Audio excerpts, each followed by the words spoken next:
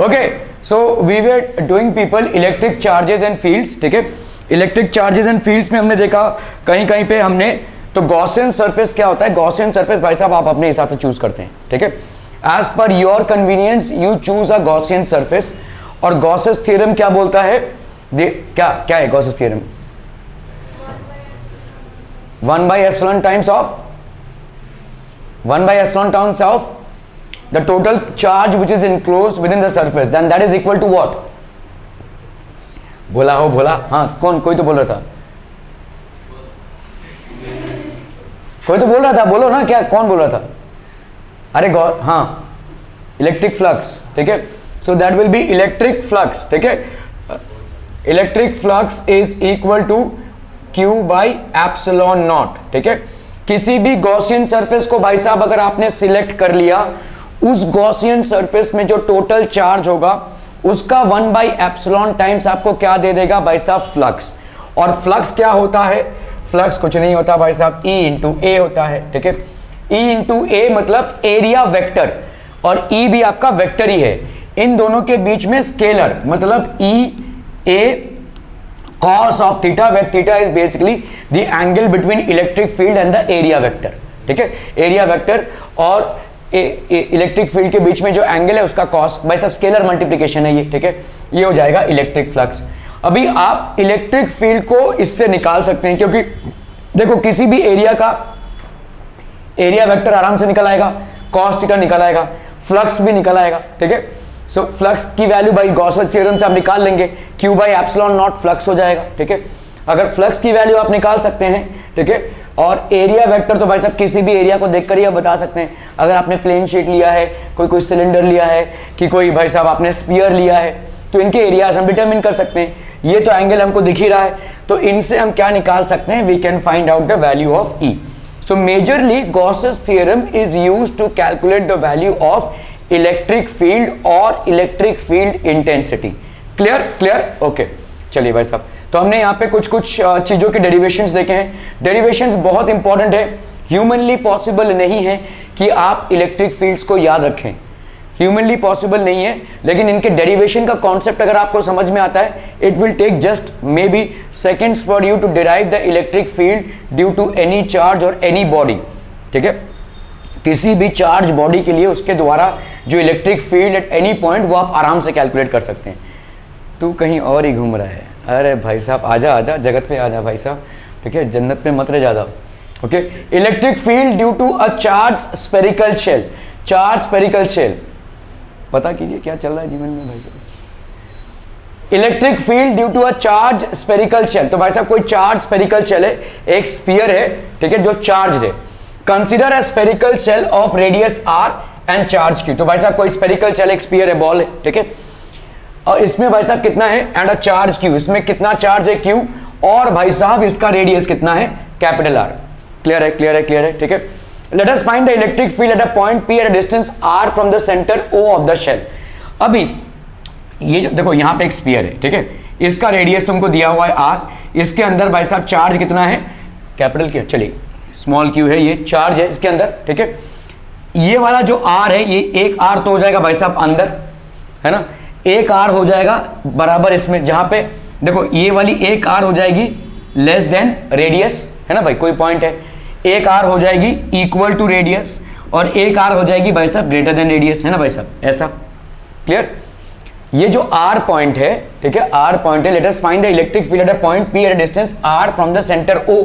इस centre O से ये वाले 3 पॉइंट्स होते हैं P के, एक अंदर, एक भाई साहब exactly on the surface of the sphere, and एक बाहर, स्फीयर के बाहर।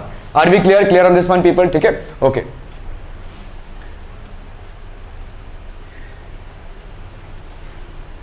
तो सरफेस चार्ज डेंसिटी, अभी आपका देखो हमने 3 चीजें पढ़ी थी, लीनियर चार्ज डेंसिटी, जहां पे लीनियर चार्ज डेंसिटी एप्लीकेबल होता है वहां पे हमने लीनियर चार्ज डेंसिटी लगाया, lambda is equal to linear charge density, यही आ रहा है, देखा देखा, लीनियर चार्ज डेंसिटी प्रसाद Q बाई एल। चलिए उसके बाद हमने पढ़ा था सरफेस चार्ज डेंसिटी यही कावेरी, जल्दी जल्दी जल्दी फटाफट, Q बाई ए, चलिए, और आपका volume charge density that is rho is equal to Q by v, ठीक है।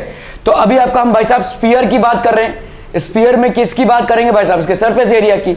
तो surface charge density will be equal to, surface charge density भाई साहब क्या हो जाएगा, q by A, that is q by क्या हो जाएगा 4 pi r square, 4 pi r square, ठीक है। q की वैल्यू क्या हो जाएगी 4 पाई r स्क्वायर सिग्मा, ठीक है, 4 pi r square sigma. Are we clear in this one people, ठीक है, okay. So when P is outside the shell, तो समझ लो कोई भाई साहब शेल है ये, ठीक है, ये हो गया O, और यहां क्या था भाई साहब ये, अच्छा उधर काम चल रहा है, ओके। तो ये था भाई साहब आपका, ये एक शेल है, इसमें O पॉइंट है और आपने कोई P पॉइंट लिया हुआ है। P पॉइंट कहीं पे भी हो सकता है इसमें, ठीक है। हम ये क्या बनाने की कोशिश करें डॉटेड लाइन से, नहीं, Gaussian surface. We are trying to become basically find out the Gaussian surface. P समझ लो P यहां पे है भाई साहब, तो अभी हमने क्या कर लिया, इसके आजू बाजू एक गॉसियन सरफेस भाई साहब आपका एक इमेजिनरी सरफेस है, let that be very clear, ठीक है। Gaussian surface is an imaginary surface, कैसा भी आप बना सकते हैं, कैसा भी। पर्पस आपका क्या है कि भाई साहब उस गॉसियन सरफेस के अंदर कितना चार्ज है upon epsilon not will give you electric flux. उस इलेक्ट्रिक फ्लक्स के बलबूते आप क्या निकाल सकते हैं, इलेक्ट्रिक फील्ड इंटेंसिटी, ठीक है।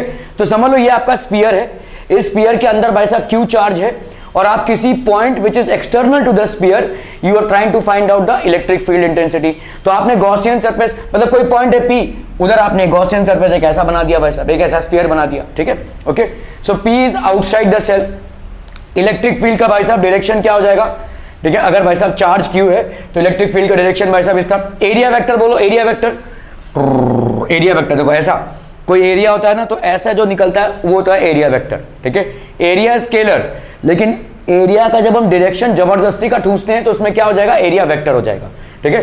किसी चीज को जैसे ये इसका ये एरिया है, ये इसका लेंथ और ब्रेथ है, इसका एरिया वेक्टर अगर मैं लूं तो इसको भाई साहब जब बाहर निकाल रहा हूं मैं, ऐसे 3D वर्जन में इसको बाहर निकाल रहे हैं हम, ठीक है। तो ये हो जाएगा इसका एरिया वेक्टर, ठीक है, perpendicular to its surface area, ठीक है। तो अगर भाई साहब इस पॉइंट पे आप देखो तो इसका एरिया वेक्टर इस डायरेक्शन में, मतलब मुझे बताओ इलेक्ट्रिक फील्ड और एरिया वेक्टर में क्या एंगल बन रहा है, जीरो, है ना भाई साहब। इलेक्ट्रिक फील्ड भी इस तरफ और एरिया वेक्टर उसमें भी भाई साहब इस तरफ, तो दोनों के बीच में एंगल कितना हो गया, जीरो, और कॉस ऑफ थीटा होता है zero, cos of zero is 1, ठीक है। सो ई ए कॉस थीटा मतलब ई इंटू ए कॉस जीरो मतलब ई इंटू ए। क्लियर है, क्लियर है, क्लियर है भाई साहब, ओके चलिए, ठीक है। व्हेन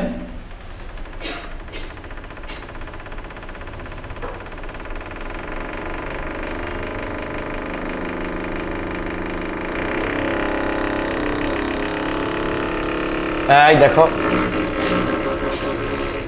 तो भाई साहब यहां पे E इज इक्वल टू 0, देखो ये वाला जो डायग्राम है वी विल अंडरस्टैंड दिस, ठीक है।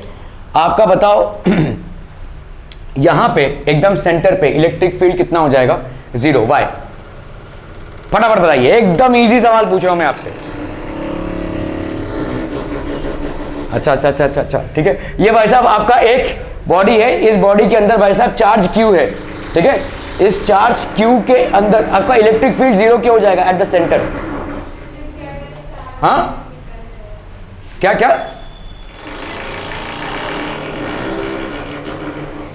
गंदी आवाजें आ रही, आवाज नहीं आनी चाहिए बता रहा हूं, ठीक है, ओके।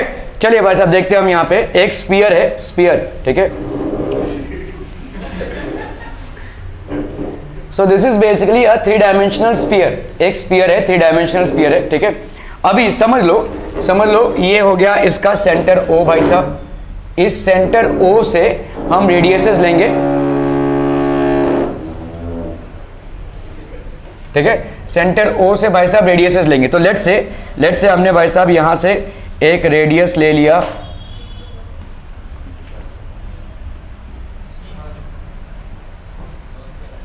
ठीक है। सो लेट से आपका यहां पे एक पॉइंट P है, ठीक है, दिस पॉइंट P, थोड़ा सा और इसको भाई साहब स्मॉल कर दिया जाए, ठीक है। ये पॉइंट P है, इस पॉइंट पे हमको इलेक्ट्रिक फील्ड निकालना है। इस स्फीयर के अंदर, मतलब इस स्फीयर पे कितना चार्ज डिस्ट्रीब्यूटेड है भाई साहब, Q, ठीक है। इस स्फीयर पे भाई साहब Q चार्ज डिस्ट्रीब्यूटेड है, this is basically a sphere which has total charge distribution as Q, ठीक है। यहां पे भाई साहब P है which is at a distance of how much, this distance is basically R, ये वाला डिस्टेंस भाई साहब आपका क्या हो जाएगा, आर। ओके चलिए,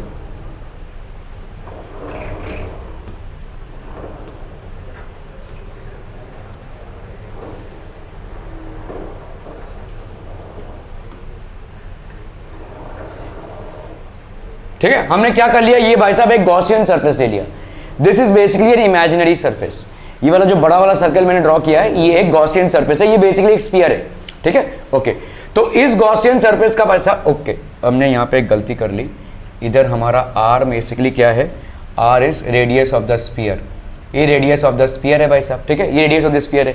हमको इस पॉइंट पे इलेक्ट्रिक फील्ड इंटेंसिटी निकालनी है, तो हमने इस पॉइंट को बेस करके इस सेंटर को लेकर हमने एक सर्कल बना दिया या एक स्फीयर बना दिया, तो ये आपका गॉसियन सरफेस हो गया, ठीक है।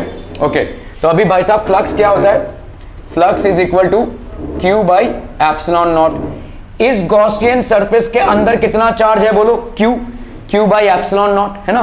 ओके, फ्लक्स को दूसरा तरीका क्या है निकालने का, surface integral of E into D S, ठीक है, E इंटू डी एस मतलब ये हो गया E, तो this will B basically E, और ये हो गया सरफेस इंटीग्रल ds, ठीक है, so this will be E, और ये सरफेस इंटीग्रल ds क्या हो जाएगा, this surface integral ds will be how much people, तो let's say this distance is r, ये वाला डिस्टेंस कितने डिस्टेंस पे है, r। इसका पूरे का भाई साहब सरफेस इंटीग्रल मतलब छोटे छोटे यूनिट्स में हम क्या करेंगे, इस s को ऐड करते जाएंगे, और अगर हम इस s को ऐड करते जाएंगे what will be get, 4 pi r का स्क्वायर, ठीक है, 4 पाई r का स्क्वायर, ठीक है, क्लियर है। This is what we get as flux, this is what we get as flux, ठीक है। तो ये आपका E इंटू 4 पाई r का square, that will be Q by epsilon naught. E की वैल्यू बोलो क्या हो जाएगी, Q बाई 4 पाई r का square into epsilon naught, this will be electric field intensity. Clear है, समझ में आ रहा है ये, ओके।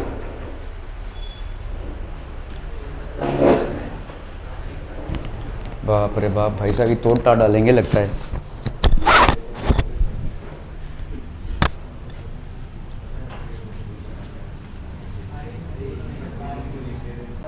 ओके, तो हमने यहां पे देखो क्या फाइंड किया, इलेक्ट्रिक फील्ड फाइंड किया at a point outside the sphere. Okay, so let's take now, take at a point inside the sphere, ठीक है, एक या हम ऑन द स्फीयर लेते हैं, ठीक है, a point on the sphere, a point on the sphere. So let's say आपका भाई साहब यहाँ पे स्फीयर का सेंटर है O, और यहाँ पे हमने कोई पॉइंट ले लिया यहाँ पे, ठीक है, P which is at a distance R, ठीक है।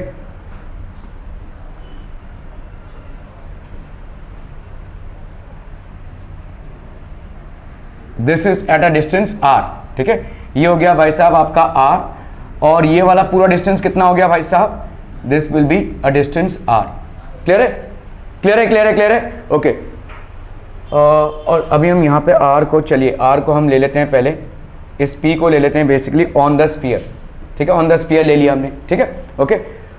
ये पॉइंट p है which is at a distance obviously r from the centre, इस पे हमें इलेक्ट्रिक फील्ड निकालना है, ठीक है, ओके। तो आपका भाई साहब इलेक्ट्रिक फ्लक्स क्या हो जाएगा, this will be again surface integral of E into D S, मतलब आपका E बाहर, surface integral of D S, ठीक है, which will be how much, E 4 पाई, अभी क्या हो जाएगा, देखो ये गॉसियन सरफेस भी तुम्हारा इसी में है, ठीक है, यही तुम्हारा गॉसियन सरफेस हो गया अभी। तो यहाँ पे 4 पाई पिछली बार क्या था, 4 पाई स्मॉल r का स्क्वायर था, क्योंकि तुम्हारा गॉसियन सरफेस क्या था भाई साहब, imaginary. This was an imaginary Gaussian surface, as per the radius you have taken 4 pi small r का स्क्वायर। यहां पे क्या लोगे भाई साहब, 4 पाई कैपिटल R का square. Are we clear on this one people, ये हो गया तुम्हारा फ्लक्स, ठीक है। क्या ये दोनों में डिफरेंस समझ में आ रहा है, 4 पाई कैपिटल R का स्क्वायर और 4 पाई स्मॉल r का स्क्वायर का डिफरेंस क्या हो जाएगा, यहां पे ये जो 4 पाई कैपिटल R का स्क्वायर है, मतलब तुम्हारा गॉसियन सरफेस यही वाला स्फीयर हो गया, और ये जो 4 पाई स्मॉल r का है, मतलब तुम्हारा गॉसियन सरफेस इमेजिनरी है आउटसाइड। तुम्हारा Gaussian surface as per the point है, तुम्हारा गॉसियन सरफेस जो तुम सिलेक्ट कर रहे हो it is as per the point. Are we clear on this one people, समझ में आ रहा है ये, बहुत बढ़िया भाई साहब, ठीक है। तो ये क्या हो गया तुम्हारा इलेक्ट्रिक फ्लक्स। अभी electric flux by Gauss's theorem क्या होता है, this is equal to Q by epsilon naught, Q by epsilon naught, ठीक है, ये दोनों आपस में भाई साहब बराबर, ठीक है, तो क्या हो जाएगा बोलो, E इंटू 4 पाई भाई साहब क्या है, R का स्क्वायर, कैपिटल R का square is equal to Q by epsilon naught. तो यहां पे E की वैल्यू कितनी हो जाएगी, Q by 4 pi epsilon not R का स्क्वायर, ठीक है।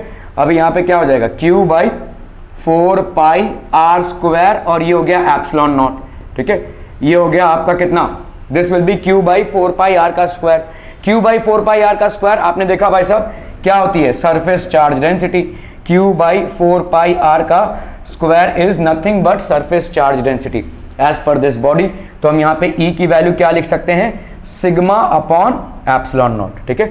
Surface charge density is equal to Q by 4 pi, तो यहाँ पे हो जाएगा sigma by epsilon naught. Derivation clear है भाई साहब, कोनो दिक्कत नहीं, बहुत बढ़िया। चलिए अभी हम आते हैं भाई साहब एट अ पॉइंट इनसाइड, ठीक है।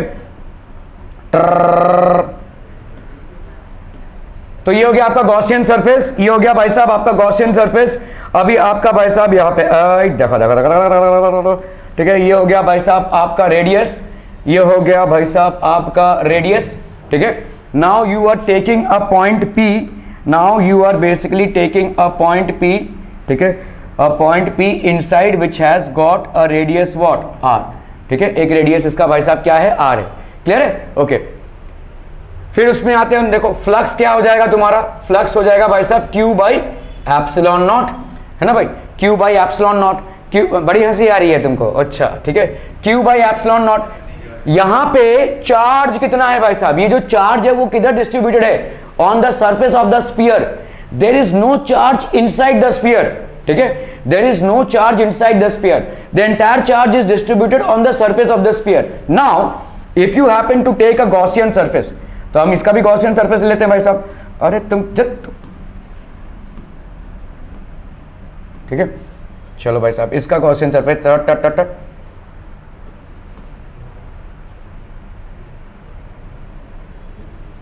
ठीक है, ये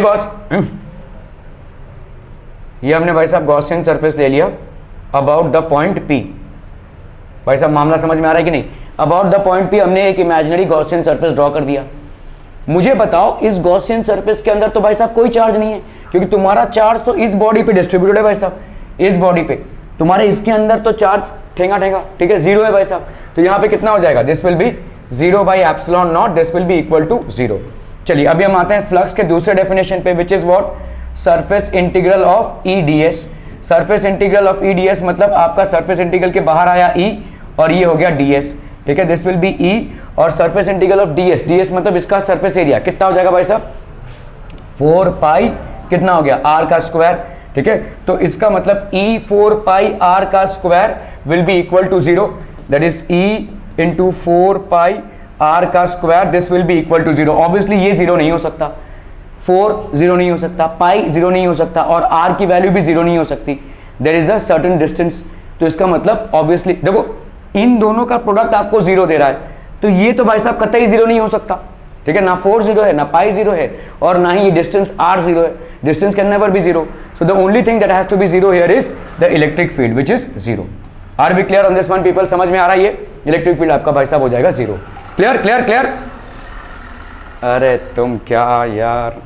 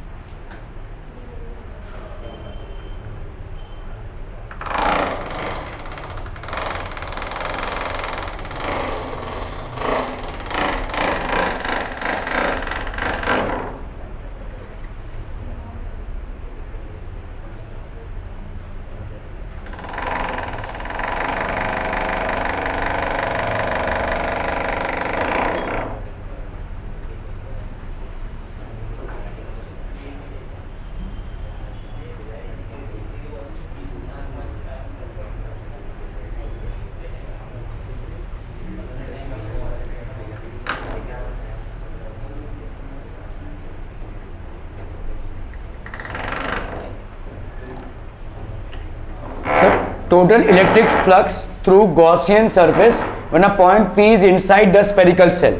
पॉइंट P अगर भाई साहब इनसाइड द स्फेरिकल सेल्स होगा तो टोटल इलेक्ट्रिक फ्लक्स कितना हो जाएगा भाई साहब, 0, ठीक है। We saw why it is 0।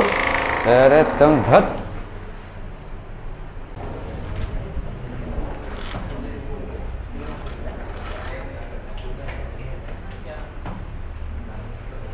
a positively charged glass rod attracts, ठीक है, a positively charged glass rod attracts a suspended object, then this object must be negatively charged, must be positively charged, must be without charge, may be either negatively charged or without charge। Simple सा question है, देखो भाई साहब ये, ठीक है, एकदम simple सा क्वेश्चन, मतलब एक पॉजिटिवली चार्ज एक ग्लास रॉड है, ठीक है, और ये कोई हैंगिंग ऑब्जेक्ट है, फ्रीली सस्पेंडेड, ठीक है।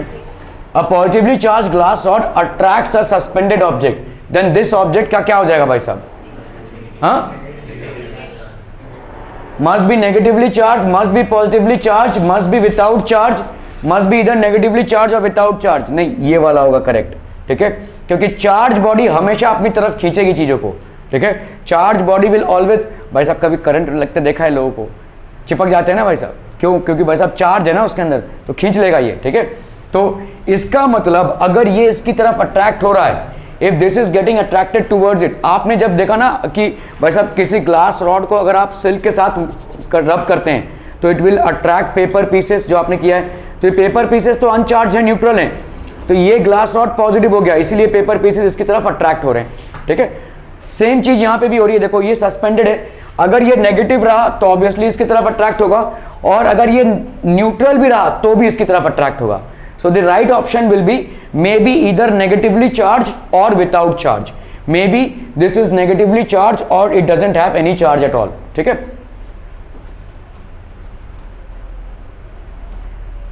And in induction, charge induced in the near surface of the conductor. Induction मतलब क्या होता है भाई साहब? Induction मतलब बिना छुए चार्ज ट्रांसफर करना। आपने एक पॉजिटिव बॉडी लिया है, इसको न्यूट्रल बॉडी के पास ला रहे हैं, तो इधर क्या आ गया, नेगेटिव चार्ज आ गया, ठीक है। इन induction charge induce in the near surface of the conductor, तो आप समझ लो भाई साहब ये कंडक्टर है, ठीक है, ये यहां पे अगर प्लस है तो यहां पे भाई साहब क्या हो जाएगा, माइनस, ठीक है। Is similar, dissimilar, non related और जीरो, तो क्या हो जाएगा, डिसिमिलर हो जाएगा कि नहीं, ठीक है। अगर भाई साहब कोई प्लस चार्ज ला रहे हो बाय इंडक्शन, दूसरे वाले बॉडी में कौन सा चार्ज डेवलप हो जाएगा भाई साहब, नेगेटिव, ठीक है, ठीक है। So it will be a dissimilar charge. So in induction, the opposite charge is induced in the near surface.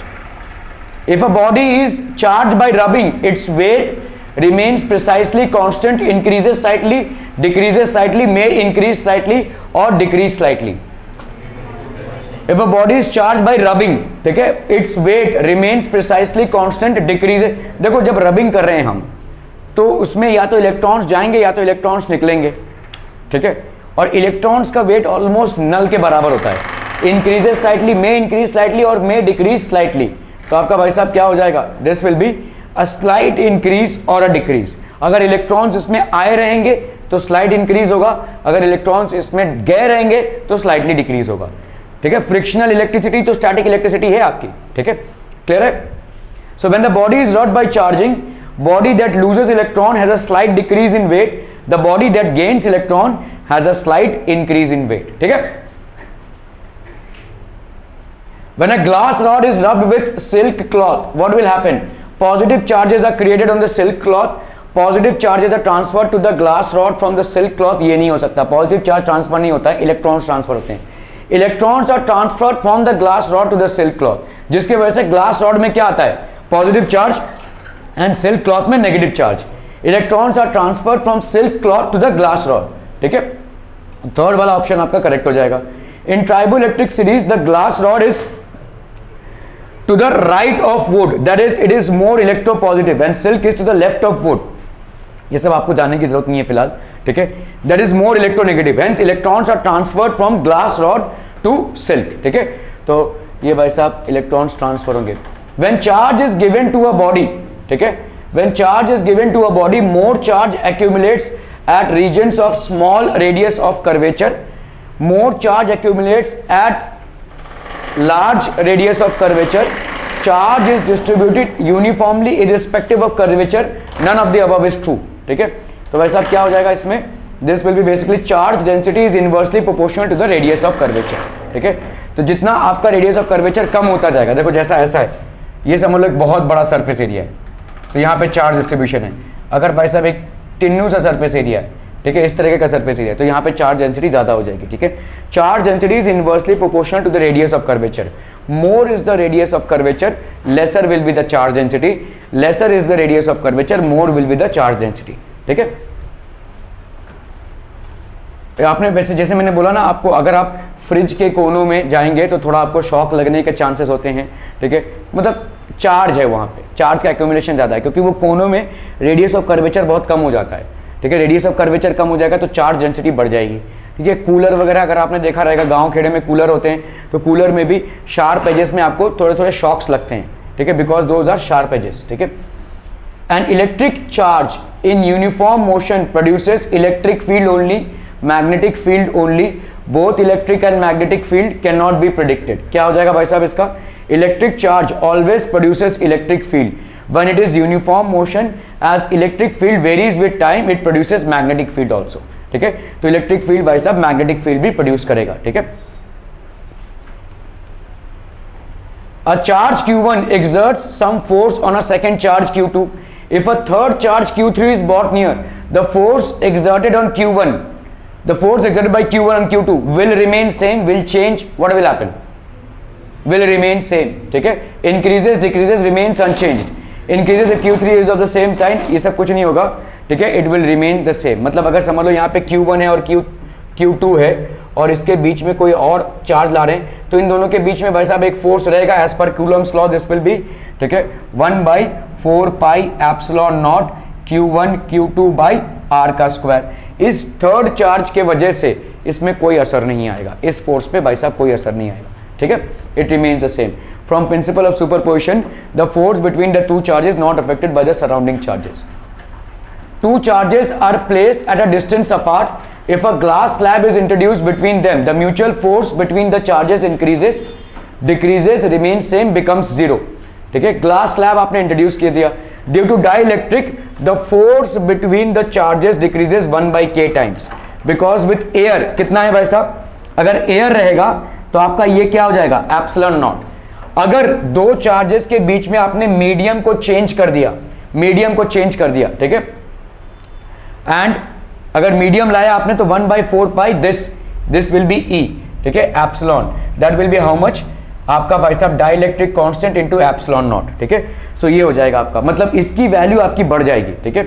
तो आपका भाई साहब when a brass plate is introduced between two charges, the force between the charges, देखो जब भी तुम insulator लाओगे ना भाई साहब, तो तुम्हारी परमिटिविटी क्या हो जाएगी, परमिटिविटी बढ़ जाएगी, परमिटिविटी डिक्रीज हो जाएगी, ठीक है। Okay, so when a brass plate is introduced between two charges, the force between the charges becomes zero. अगर आपने भाई साहब ब्रास प्लेट लाया, फॉर मेटल्स के की वैल्यू भाई साहब क्या हो जाएगी, इन्फिनिटी। तो के की वैल्यू अगर इन्फिनिटी हो जाएगी तो एफ की वैल्यू क्या हो जाएगी भाई साहब, जीरो, ठीक है। The charge density on a surface varies in the following way with increase of curvature. Increase of curvature अगर होगा भाई साहब, इंक्रीज रिमेन्स सेम, डिक्रीजेस और बिकम जीरो, क्या हो जाएगा बोलो, इंक्रीज ऑफ कर्वेचर मतलब क्या हो जाएगा, डिक्रीज, ठीक है, और डिक्रीज, इंक्रीज ऑफ कर्वेचर मतलब हो जाएगा आपका decreases.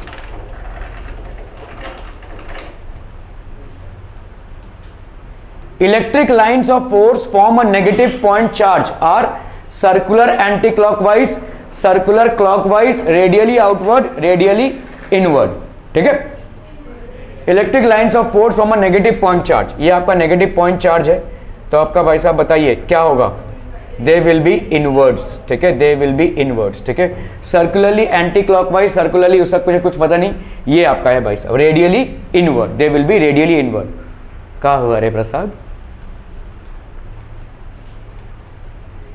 There are two charges, 1 microcoulomb and 5 microcoulomb. The ratio of forces acting on them will be, ratio of forces क्या हो जाएगा, देखो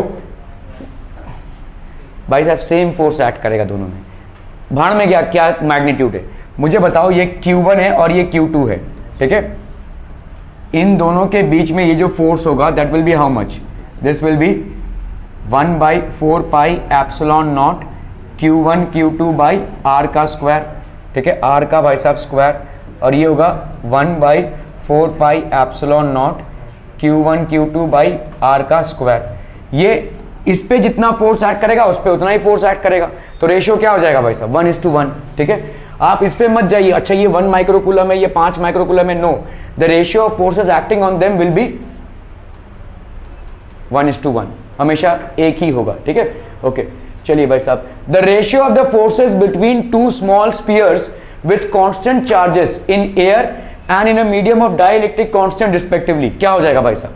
ठीक है, so in air and in a medium of dielectric constant मतलब कितना हो जाएगा, देखो this will be F of air upon F of medium 1/4πε0 Q1 Q2 by R का स्क्वायर, और यहाँ पे 1/4πε0 नहीं होगा, एप्सिलॉन होगा, Q1 Q2 बाई आर का स्क्वायर।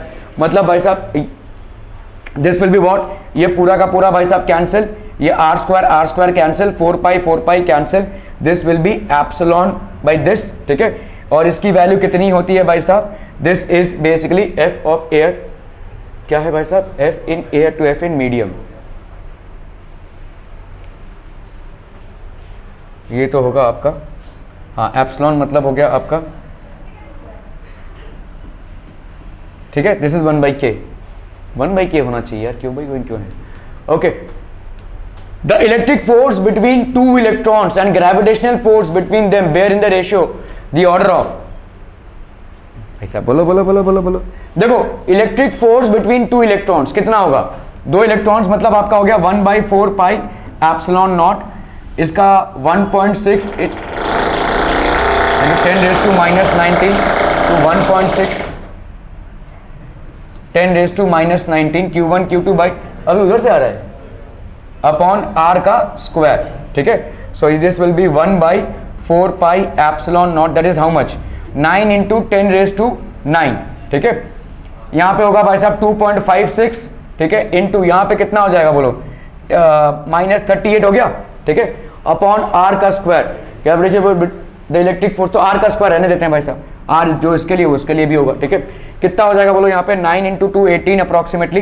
ठीक है, 18 × 10⁻38 - 9 कितना हो जाएगा, -38 + 9 -29 ना। ठीक है, तो 18 को हम क्या लिख सकते हैं, एक 10 इधर ट्रांसफर कर देते हैं, तो मतलब अप्रॉक्सीमेटली 1, तो यहाँ पे हो जाएगा 10⁻28 है ना, अप्रॉक्सीमेटली 10⁻28 बाई आर का स्क्वायर। ठीक है, ओके। अगर हम यहाँ पे ग्रेविटेशनल फोर्स देखेंगे तो क्या हो जाएगा, gravitational force is how much, 6.67 × 10⁻⁻11 that is G. m1 m2 mass क्या होता है भाई साहब इलेक्ट्रॉन का, 9.1 × 10⁻31 m1 m2 का स्क्वायर अपॉन आर का स्क्वायर। तो यहाँ पे कितना हो गया भाई साहब, 6.67 10⁻⁻11, 9 को 10 मार लो भाई साहब, 10 × 10⁻37 मतलब कितना हो गया 31, तो 10 - 30 10 - 30 मतलब कितना हो गया 10 - 60 अपॉन भाई साहब आर का स्क्वायर।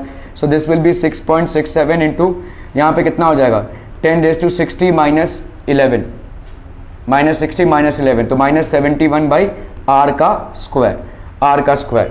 ठीक है, अगर हमने भाई साहब इसको डिवाइड कर दिया तो कितना आ जाएगा, दिस विल बी बेसिकली -71 और 36,